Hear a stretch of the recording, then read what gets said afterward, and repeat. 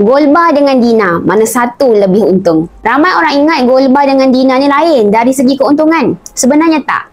Dari sudut pelaburan, kedua-duanya sama je.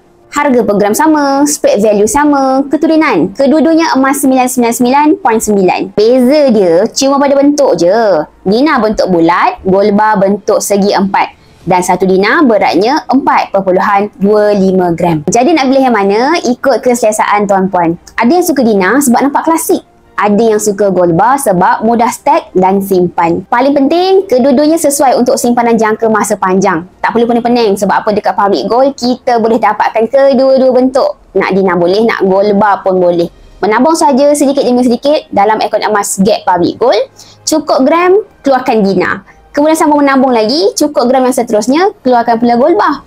Yang penting, mula simpan emas dulu. Nak saya bantu tunjukkan cara macam mana nak mulakan simpanan emas di Public Gold? Boleh sign up Borang Biru.